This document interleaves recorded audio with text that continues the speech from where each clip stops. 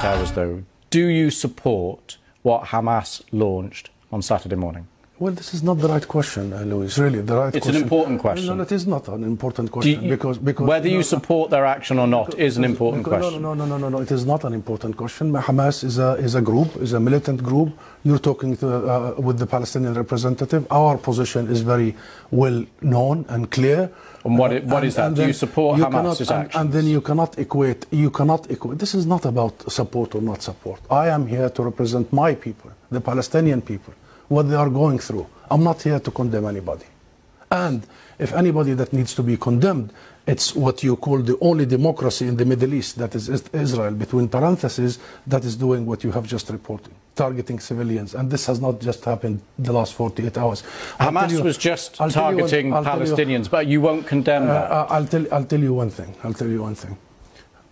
Hamas is not the Palestinian government, okay? The Israeli government is giving orders for its organized army. So please don't draw any symmetry here. Don't equate. There is no way you can draw any symmetry. And don't equate between the occupied and the occupier. This doesn't serve justice to understand for your audience and viewers the real situation. Since Israel's establishment, it has had one military doctrine.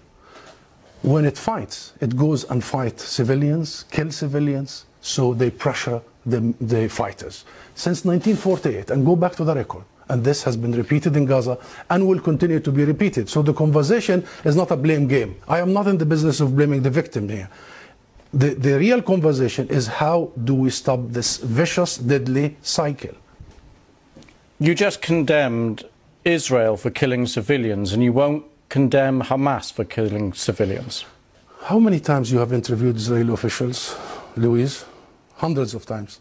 Hundreds of times. How many times Israel have committed war crimes right live on your own cameras? Do you start by asking them to condemn themselves? Have you? You don't.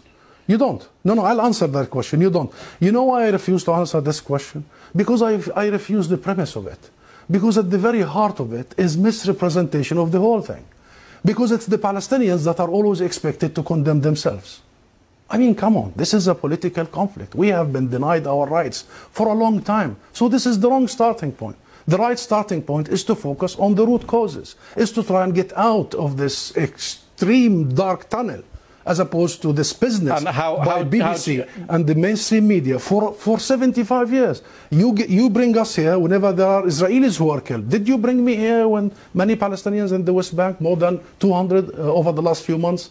Do you invite me when there is such Israeli provocations in Jerusalem and elsewhere? Because what Israelis have seen, which we started by saying tragic, the last 48 hours, the Palestinians see every day for the last 50 years. You know the situation in Gaza, you've just described it. This is the biggest open-air prison. Those people, 2 million, have been taken hostage by Israel for the last 16 years. So I'm saying this just to say, Louise, perhaps this is about time we abandon this rhetoric, very dangerous, this framework, and we start giving people the real ugly truth sometimes. What is the solution in your eyes? International law. That's it. What does that mean? The equal application of international resolutions and law and legitimacy, as you did in Ukraine. Would you bring the Ukrainian ambassador here and start asking him to condemn some of his fighters?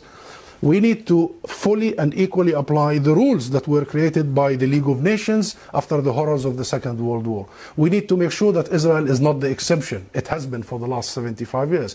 We need to make sure that nobody is above the law. Britain is renowned, Louise, for the rule of law. I think that's the solution.